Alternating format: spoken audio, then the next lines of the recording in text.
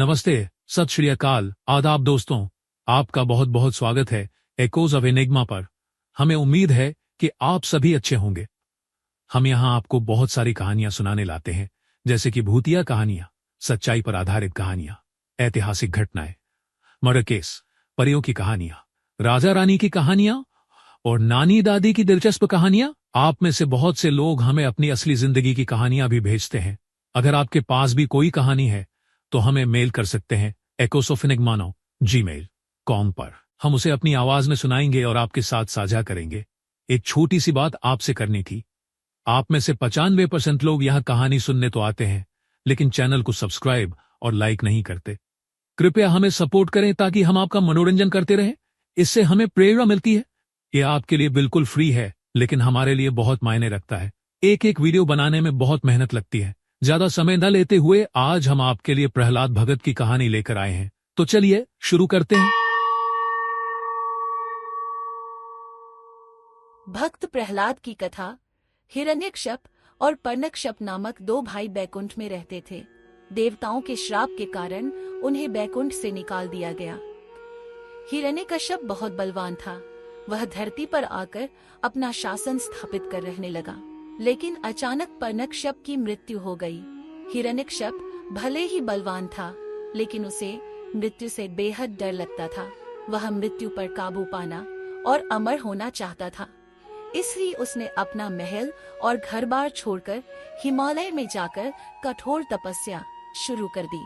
उसकी कठोर तपस्या देखकर परमात्मा उसके सामने प्रकट हुए और बोले, मांगो, क्या मांगते हो? हिरण्यकश्यप ने ये वर मांगे। 1, न मैं दिन में मरूं न रात में। 2, न मैं अंदर मरूं न बाहर। 3, न मैं धरती पर मरूं न आकाश में।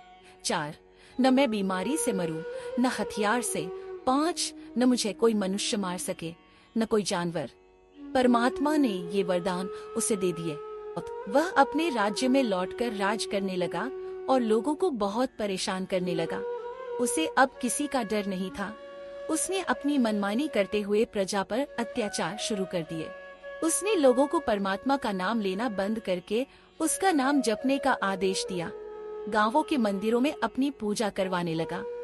कुछ समय बाद उसके घर बेटे का जन्म हुआ। उसका नाम प्रहलाद रखा गया। प्रहलाद जब थोड़ा बड़ा हुआ तो उसे पढ़ने के लिए पाठशाला भेजा गया।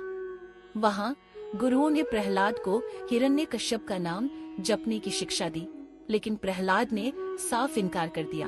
वह भगवान का नाम जपता था और भगवान को हिरण्यकश्यप से बड़ा मानता था। गुरुओं ने प्रहलाद की शिकायत हिरण्यकश्यप से कर दी। हिरण्यकश्यप ने उसे बुलाया और पूछा, तू मेरा नाम क्यों नहीं जपता? प्रहलाद ने कहा, ईश्वर सर्वशक्तिमान है, उसी ने सारी सृष्टि की रचना की है। अपने पुत्र का यह जवाब सुनकर हिरण्यकश्यप क्रोधित हो गया। उसे डर लगने लगा कि कहीं बाकी लोग भी प्रहलाद की नकल करके उसका नाम जपना बंद न कर दें। गुस्से में उसने प्रहलाद से कहा, मैं सबसे शक्तिशाली हूँ, मुझे कोई नहीं मार सकता, मैं तुझे अभी खत्म कर सकता हूँ। हिरण्यकश्यप की आवाज सुनकर प्रहलाद की माँ भी वहाँ आ गई। उसने हिरण्यकश्यप से प्रहलाद को छोड़ देने की विनती की। उसने कहा, मैं उसे समझाने की कोशिश करूंगी। प्रहलाद की माँ ने उसे समझाने की बहुत कोशिश की कि वह अपने पिता की बात मान ले, लेकिन प्रहलाद ने जवाब दिया, माँ, मैं मानता हूँ कि पिताजी शक्तिशाली है, लेकिन यह शक्ति भी तो उन्हें भगवान से ही मिली है।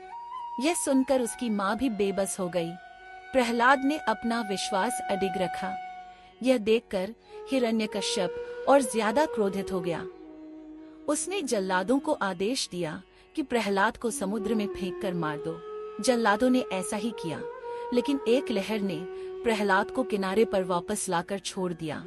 फिर हिरण्यकश्यप ने आदेश दिया कि उसे पहाड़ से फेंक दिया जाए, लेकिन प्रहलाद घने पेड़ पर गिरकर बच गया। इसके बाद हिरण्यकश्यप ने योजना बनाई कि प्रहलाद को पागल हाथी के आगे फेंक दिया जाए। हिरण्यकश्यप की एक बहन थी जिसका नाम होलिका था।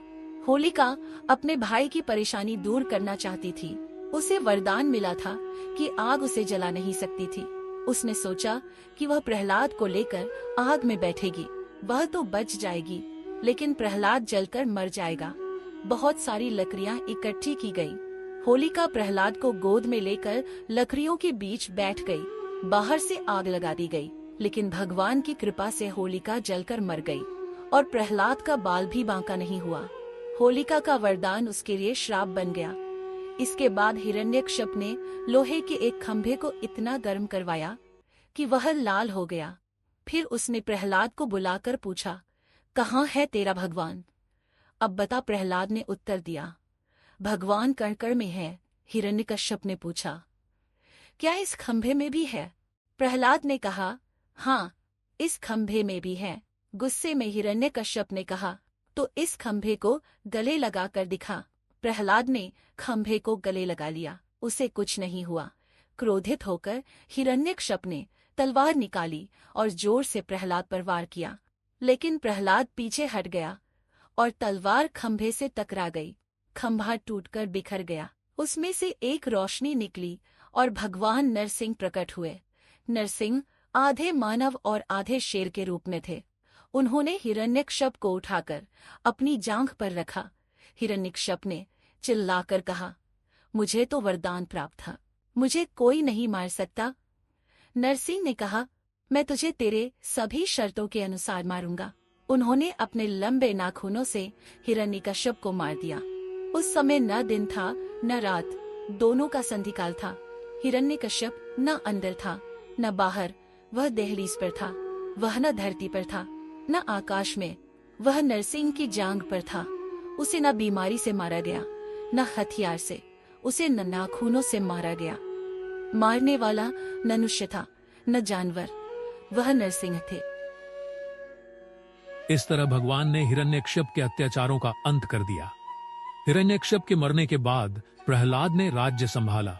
उसके शासन में प्रजा सुखी और खुशहाल रही। प्रहलाद की कथा हमें यह सिखाती है कि सत्य, विश्वास और भक्ति हर मुश्किल का सामना कर सकते हैं। हमें उम्मीद है कि आपको यह कहानी बहुत पसंद आएगी। चैनल को सब्सक्राइब करना ना भूलें।